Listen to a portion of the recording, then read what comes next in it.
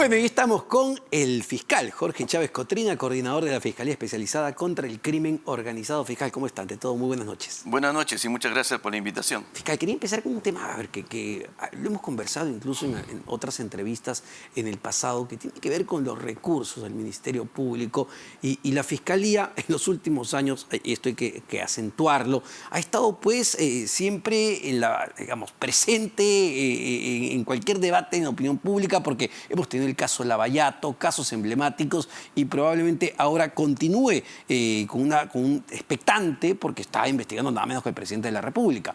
Hoy la fiscal de la Nación, Patricia Benavides, ha dicho algo muy claro: no tienen plata, no tienen presupuesto. Dice que apenas les alcanza para cubrir el 30 y pico % de las necesidades que tiene la Fiscalía. ¿Esto es real? ¿Cómo opera el Ministerio Público? Mire usted, este año hemos solicitado 8.937 millones de soles, que es el presupuesto real del Ministerio Público. El Ejecutivo, en el proyecto de ley del presupuesto, nos está asignando 2.790 millones de soles, es decir, el 31%. Te lo voy a explicar en términos gráficos. Es como si a una madre de familia le dijeran que tu presupuesto para la alimentación del día de sus hijos es de 30 soles para desayuno, almuerzo y comida. Pero tú le das 10 soles. Su presupuesto es de 30 y tú le das 10 soles. Esa madre de familia le va a alcanzar solamente para el desayuno. Es decir, no va a tener plata ni para el almuerzo ni para la cena. En esas condiciones estamos. Pero para entender a ver cómo ha evolucionado esto, que es importante, están pidiendo para el próximo año 8.937, el proyecto de presupuesto se les está asignando apenas 2.786. Pero ¿cuánto se les asignó, por ejemplo, para este año? Para entender si hay una reducción, un incremento. Este año nos dieron 2.590 millones de soles. Es decir, sí habría un incremento frente a este año. Un pequeño incremento que obviamente, y eso hay que tener en cuenta, que el presupuesto del 2022, a diferencia del 2021, fue que este año nos redujeron el presupuesto en 100 millones. Es decir, lo que han hecho es prácticamente volver al presupuesto de 2021. Es lo único que han hecho. Y en ese presupuesto se les asigna directamente, es decir, como institución, y ustedes vean cómo lo acomodan, o les dicen, les asigno para esto, para esto, para esto. No, lógico, todo el presupuesto, cuando se solicita, se pide por rubros, ¿no? Y entonces hay rubros para lo que es gastos corrientes, el tema de la implementación del nuevo Código Procesal, el tema de la implementación del Instituto de Medicina Legal, la implementación de los nuevos laboratorios de criminalística, la implementación del programa de la lucha de violencia contra la mujer, por ejemplo, que tenemos que hacer, pero que los presupuestos son mínimos y no nos va a alcanzar. A ver, y ahí es importante entender, ¿no? Con este presupuesto que se va a asignar para el próximo año, o con las limitaciones presupuestales que hay, ¿qué se ve afectado? ¿Qué tipo de investigaciones? ¿Cómo limita el trabajo del Ministerio Público? Bueno, se ve limitado en general todo el Ministerio Público en todos sus niveles, desde las fiscalías corporativas penales hasta las fiscalías especializadas como Lavallato, la Fiscalía de Crimen Organizado, las fiscalías especializadas en los cuellos blancos, la actual Fiscalía especializada de la lucha de la corrupción contra el poder. Tenemos también el tema de la violencia contra la mujer. Todas se ven afectadas porque el problema es transversal. Es decir, no vamos a cumplir con las metas que quisiéramos cumplir. Sin embargo, nosotros seguimos trabajando con lo que tenemos. Este año, por ejemplo, ya hemos gastado en nuestro presupuesto el 70% y a fines de año vamos a terminar el 100%. Es decir, nuestra institución sí gasta su presupuesto. El año pasado logramos gastar el 96% del presupuesto en comparación con otras instituciones que no llegan al 30%. O sea, sí hay capacidad de gasto. Esto, a ver, siempre se critica, fiscal, lo largo que son los procesos en nuestro país, y muchas veces decimos, bueno, los fiscales a veces actúan más para el titular, para la Cámara, con las prisiones preventivas, y luego los procesos tardan 4 o 5 años. ¿Tiene que ver con el tema de no tener plata o no tener recursos? ¿Por qué? Porque las investigaciones son científicas. Tienes que tener un laboratorio de criminalística. Los dictámenes lo hacen los peritos, no tenemos peritos. Solamente como un ejemplo, cuando tú vas a una organización criminal y vas al operativo, se incautan teléfonos, celulares. Claro. Lo primero que tiene que hacer el fiscal es tener la lectura de los celulares. Para eso tienes que tener todo un sistema de informático. ¿Okay? Entonces, si tú necesitas esa información hoy día, porque tienes que presentar una prisión preventiva, por ejemplo, y tú le dices al perito, necesito que usted lo lea, el perito te contesta, lo voy a atender dentro de 8 meses porque no tengo tiempo. ¿Por qué? Porque obviamente el perito tiene una carga inmensa. Entonces, frente a esas circunstancias, se tienen que atrasar las investigaciones. ¿Por qué? Porque no tenemos el apoyo tecnológico, científico que debe tener toda institución seria, como lo tienen otros países del mundo. En Colombia, en Uruguay, en Chile, en Argentina, los ministerios públicos tienen un presupuesto pues, de acuerdo a sus necesidades, y son ministerios públicos que tienen alta tecnología. Entonces tú no puedes enfrentar al crimen organizado que mueve miles de millones de soles con un presupuesto miserable que nos entrega el Ejecutivo. Y esto, dado que lo menciona, doctor, esto termina afectando, por ejemplo, casos emblemáticos como el del equipo especial que investiga al presidente Castillo. Perjudica a todos los equipos especiales, porque las pericias están esperando que haya personal especializado, porque no tenemos presupuesto para contratar más. Entonces, obviamente, todas las pericias científicas están, digamos, haciendo cola con los peritos. O sea, ya ha desbordado la capacidad de nuestro sistema de Instituto de Medicina Legal y de todos los peritajes que nosotros tenemos. ¿Y se ha hablado de esto con el actual ministro Burneo, los ministros anteriores? Se ha dicho, oye, necesitamos más plata, pues. Por supuesto, la señora fiscal de la Nación primero ha presentado el presupuesto al Ejecutivo y le ha explicado las necesidades. O sea, la población necesita respuestas. Pero con un ministerio público que no tiene ni para el té, ¿cómo le podemos dar respuestas a la comunidad? Es decir, solamente para entender, anualmente entran más de 100.200 casos nuevos al Ministerio Público. ¿Ok? Sin embargo, no hemos aumentado en un solo fiscal. No tenemos dinero para que la Fiscalía designe un fiscal más. No tenemos dinero para que se designe personal administrativo. Estamos en un déficit de 3.750 fiscales. Y que ni se diga de personal administrativo. Es decir, estamos trabajando a la tercera parte de nuestra operatividad. ¿Y esto qué, desde su punto de vista, esto es voluntad política? Es decir, ¿este gobierno no quiere asignar los presupuestos o también ha sido parte de los otros gobiernos? Mire, el tema del presupuesto viene desde Vizcarra. Empieza el 2019, 2018, perdón, 20, 21, 22, donde los presupuestos se fueron disminuyendo y nunca nos dieron el presupuesto real. O sea, la idea es, pues, arrinconar al Ministerio Público para que no cumpla una función eficiente y eficaz. Bueno, y más aún, yo me imagino, ¿no? La fiscal de la Nación acudiendo a pedir presupuesto cuando está investigando directamente el propio presidente de la República. No creo que le quede mucha ganas de darle plata. Yo creo que no. Pero, a ver, doctor, y ya que entramos a ese tema, al tema de estas relaciones tensas que hay entre instituciones del Estado a partir de una investigación, que hay que decirlo, no a la institución, sino a la persona que es la que está siendo investigada por delitos sumamente serios, ¿cómo toman declaraciones de funcionarios de alto nivel como el premier Aníbal Torres, que ya en varias oportunidades sale y sugiere que la fiscal de la Nación está vinculada, uno, a los cuellos blancos del puerto y también al narcotráfico? Son las dos ideas que insistentemente trata de colocar cuando se refiere a ella. Bueno, lo que intentan pues es atacar a la cabeza del Ministerio Público con versiones totalmente antojadizas, con la finalidad de debilitar el sistema, porque ella representa al Ministerio Público y atacar a la que nos representa nos ataca a todo el sistema. Y entonces obviamente crea toda un sistema de convencimiento en la población de que esto fuese así. Pero realmente nosotros estamos trabajando con el poco presupuesto que nos dan y hacemos todo lo posible para poderle decir a la comunidad que pese al presupuesto indignante que nos están dando, nosotros vamos a continuar en la lucha contra el crimen organizado. Pero cuando la fiscal lanza hoy en el Congreso esta frase, somos una familia pobre en un país rico, bueno, le manda pues su chiquita también al presidente Castillo, ¿no? Porque lo parafrasea de alguna manera. Claro, pero es que es la verdad. Somos una familia muy pobre en un país muy rico, como dicen ellos. Ahora, pero ¿cuán complejo es, doctor, insisto, con el tema de las instituciones, a ver, las instituciones son dirigidas por personas, cuán complejo es guiar estas investigaciones cuando hay esas fricciones tan fuertes? Insisto, presidente, premier, ustedes requieren presupuesto, están investigando al presidente. Creo que esto no se había visto en la historia. Mire, es muy difícil.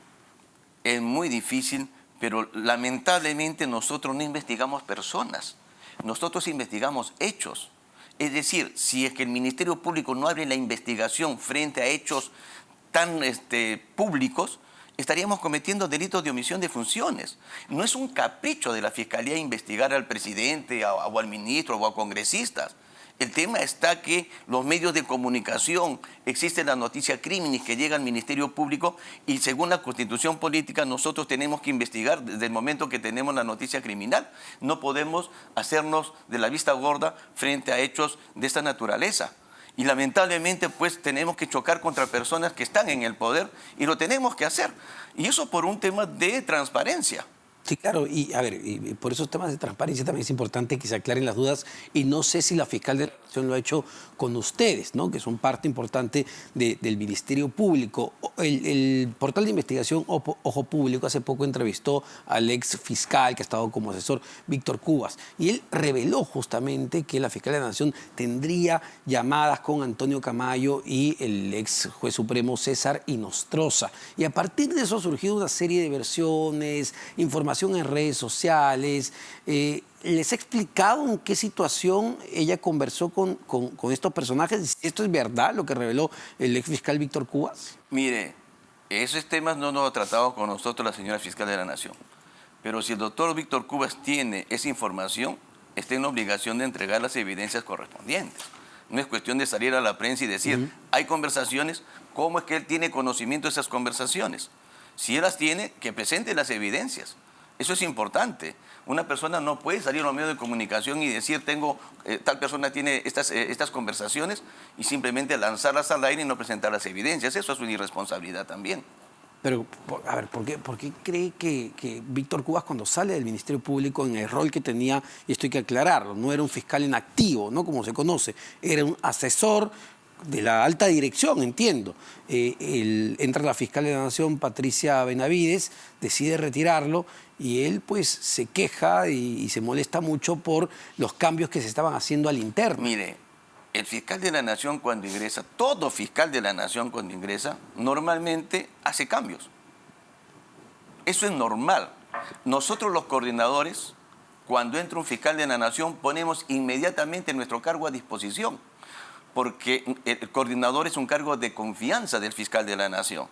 Y entonces si el fiscal de la Nación, el nuevo fiscal de la Nación, te reitera su confianza, continúas, si no te tienes que ir. El doctor Víctor Cubas, con el cual tengo una gran admiración y un gran respeto, él ha sido secretario técnico del nuevo Código Procesal Penal. Desconozco cuáles han sido los motivos por el cual no ha continuado. Perfecto. Y a ver, doctor, quería entrar a otro caso ya más de su sector, que tiene que ver con el crimen organizado y los avances que se están haciendo al respecto, porque no hay que olvidar algo. No solo son las investigaciones al presidente de la República, Pedro Castillo. Constantemente vemos políticos, alcaldes distritales, provinciales, gobernadores que caen en medio de organizaciones criminales. ¿Dónde estamos? ¿Cuánto se está avanzando realmente contra el crimen organizado?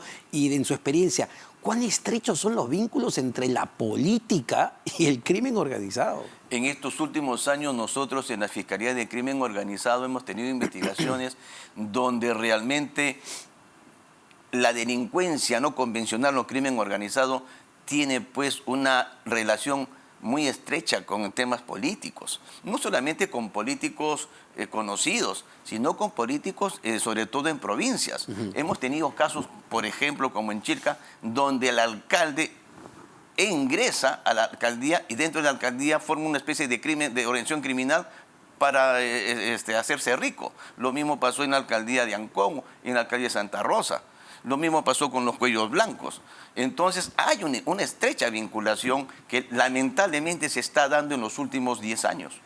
Independientemente que hemos tenido pues el caso de la gran corrupción en la época de Montesinos y Fujimori, ¿no? Eso ya viene de larga data. Exacto. Por ejemplo, no sé si me puede contestar esto, pero conversábamos hace un momento con el doctor Ipanaque, abogado de Heiner Alvarado, y él decía que no hay nada irregular en el hecho de que un ministro de Estado se reúna con personajes, además, que están vinculados a esta organización criminal que se ha establecido y cuando fue designado, además, por este buró político, este grupo político, que él fue por el amigo Salatiel Marrufo, que eso no es normal, pero ¿Está bien hacer ese tipo de relaciones? Es decir, la Fiscalía investiga esos indicios, esas cercanías. Fíjese usted, cuando la doctora Echaíz me nombró coordinador, me dijo, en este puesto no tienes amigos. Cuando uno asume una función de funcionario público, de un nivel tan alto como viceministro, ministro, ya no tiene amigos. Tiene que dedicarse a trabajar por el país. No te puede estar reuniendo con personas ajenas a tu institución. Eso no es normal. Uno quisiera reunirse con sus amigos de la primaria, de la secundaria, ¿no? Pero ya en esta función no puedes. ¿Por qué? Porque tienes que guardar una imagen.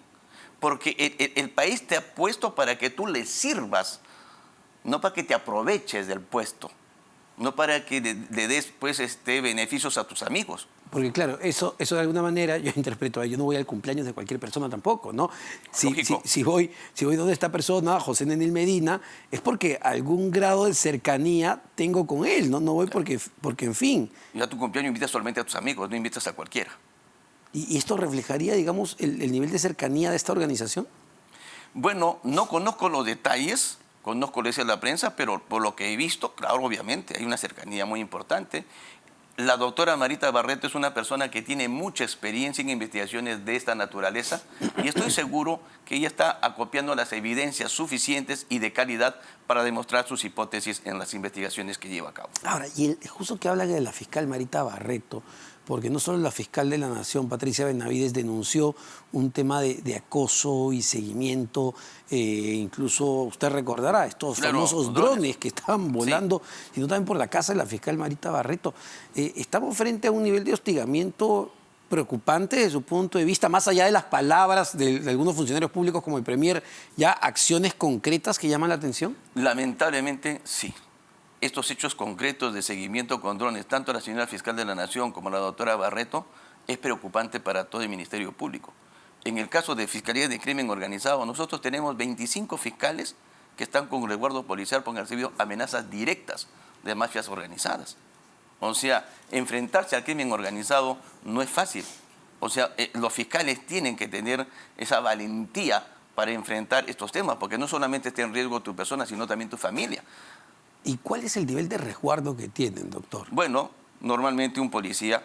¿Solo un policía? Un policía diario, nada más. Creo que no es suficiente, ¿no? Obviamente, ya quisiéramos tener nosotros más, pero lamentablemente la policía tampoco tiene la cantidad de personal policial para que nos cuide a todos, ¿no? A ver, no sé si esto está dentro de sus competencias, me imagino que sí, porque tiene que ver con crimen organizado, pero hoy se dio la noticia también que el Ministerio Público del Callao incorporó a José Luis Luna Morales, conocido como José Luna Hijo, en una investigación por crimen organizado y corrupción.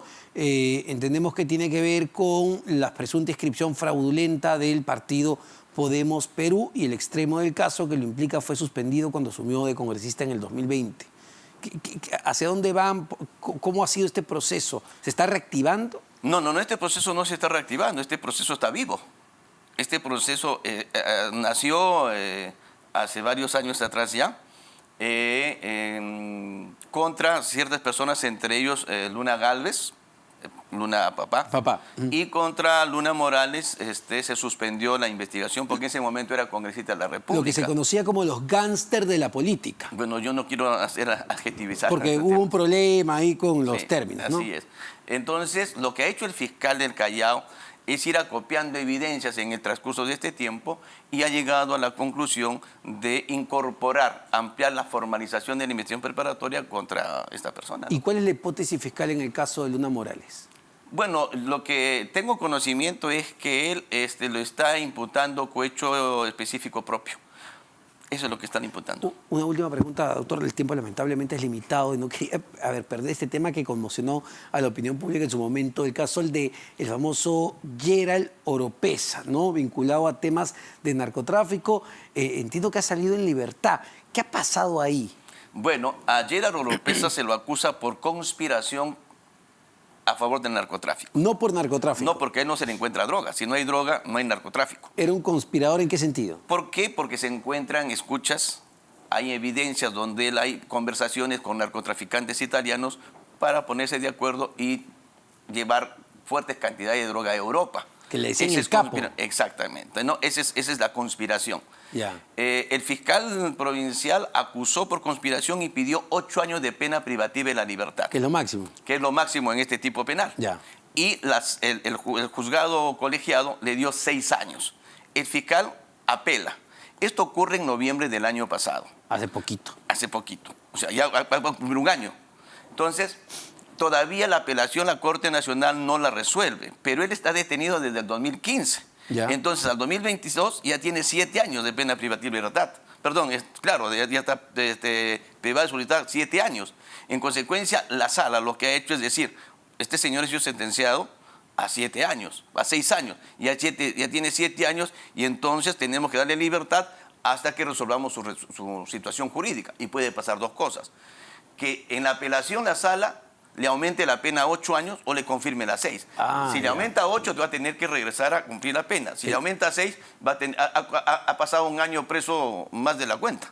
Claro, pero a ver, puede irse prófugo, pero ya le No, faltaría... ya cumplió su pena prácticamente. Un año son 6 le años. faltaría, ¿no? Menos de un año. Menos de un 8 año. meses creo que le quedan para cumplir. Pero bueno, tremendo eso. Muchísimas gracias, No, gracias a doctor, usted por la como siempre. Muchísimas gracias. El fiscal Jorge Chávez Cotrina, coordinador especial de las Fiscalías contra el Crimen Organizado. Vamos rápidamente a una pausa. Venimos para conversar con 2 congresistas de la República sobre los diversos temas políticos que han sucedido el día de hoy.